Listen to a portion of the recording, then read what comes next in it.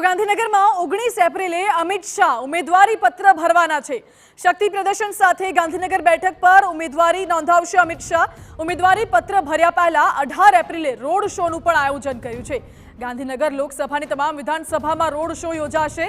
કોઈ એક સ્થળે રોડ શોમાં હાજરી આપી શકે અમિત શાહ અને ઉમેદવારી પત્ર ભરતા પહેલા સભા પણ સંબોધી શકે છે અમિત શાહ।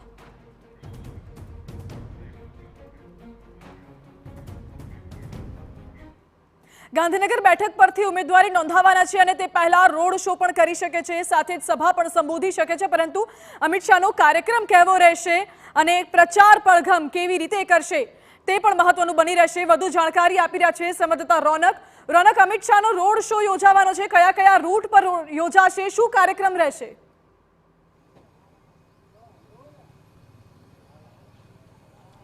जी बिल्कुल थी गांधीनगर लोकसभा जे भारतीय जनता पार्टी उम्मीदवार हालना जे केंद्रीय गृह और सहकारिता मंत्री अमित शाह 19 एप्रिले વધુ એક વખત ગાંધીનગરથી પોતાનું નામાંકન દાખલ કરશે। મહત્વના સમાચાર આ પ્રાપ્ત થઈ રહ્યા છે। તે પહેલા 18 તારીખે ગાંધીનગર લોકસભામાં આવતી તમામે તમામ 7 વિધાનસભામાં જે ભવ્ય રોડ શો છે તે પણ યોજાશે। આ સાથે 19 તારીખે શક્તિ પ્રદર્શન સાથે તેઓ પોતાનું નામાંકન છે તે ગાંધીનગર કલેક્ટર કચેરી ખાતે દાખલ કરશે। તે પ્રકારની માહિતી અત્યારે પ્રાપ્ત થઈ રહી છે। મહત્વનું છે કે અત્યાર સુધી જેટલી પણ વખત અમિત શાહ જ્યારે પોતાના મત વિસ્તારમાં આવ્યા છે ત્યારે તેમણે ચૂંટણી જાહેર થયા બાદ પણ કીધું છે કે તેઓની જવાબદારી છે તે દક્ષિણ ભારતની છે, પરંતુ જે પ્રમાણે લોકસભા ચૂંટણી માટેના પ્રચાર અને પ્રસાર છે તે અત્યારે તેમના મતક્ષેત્રમાં કરવામાં આવી રહ્યા છે। તે પહેલા 18 તારીખે તમામે તમામ 7 વિધાનસભામાં રોડ શો છે તેનું પણ આયોજન કરવામાં આવશે અને તેમાંના પણ કોઈ એક રોડ શો અને જાહેર સભામાં અમિત શાહ હાજરી આપે તે પ્રકારે અત્યારે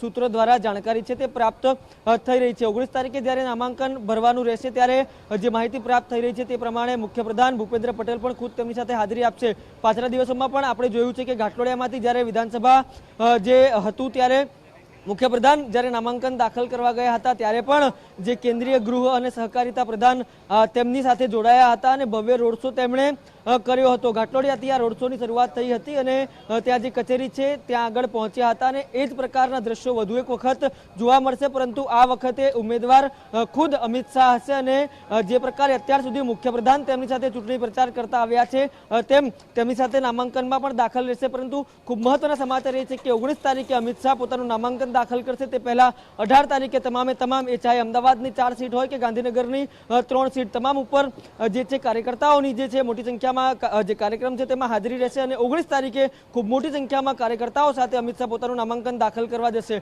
મહત્વનું છે કે 10 લાખથી વધુ લીડથી જીતવાનો ટાર્ગેટ છે તે ગાંધીનગર લોકસભા માટે રાખવામાં આવ્યો છે। ગઈકાલે પણ જે પ્રકારે ભારતીય જનતા પાર્ટીનો કાર્યક્રમ અમદાવાદમાં હતો, બૂથ પ્રમુખ સંમેલન હતું, તેમાં પણ CR પાટીલે જે ગુજરાત પ્રદેશ અધ્યક્ષ છે તેમણે પૂરેપૂરો આશાવાદ વ્યક્ત કર્યો છે અને 10 લાખથી વધુ લીડથી તેઓ જીતશે તેવો આશાવાદ પણ વ્યક્ત કર્યો છે। તમામની વચ્ચે અત્યારે પ્રચાર પ્રસાર છે એ ચાહે લાભાર્થી સંપર્ક અભિયાન હોય, ઘર ઘર કાર્યકર્તા સંમેલન હોય કે પછી અન્ય કાર્યક્રમો હોય, તમામ કાર્યક્રમો જોરશોરથી ચાલી રહ્યા છે। તે તમામની વચ્ચે 19 તારીખે અમિત શાહ છે તે પોતાનું નામાંકન લોકસભા જે ચૂંટણી છે તેના માટે દાખલ કરશે। માનસી જી રોનક, આભાર આપનો। એટલે અમિત શાહ રોડ શો કરી શકે છે અને ખાસ કરીને ગાંધીનગર લોકસભા બેઠક છે તેના ઉપર અમિત શાહને જીતાડવા માટે 10 લાખથી વધુની લીડથી જીતાડવાનો લક્ષ્યાંક નક્કી કરાયો છે।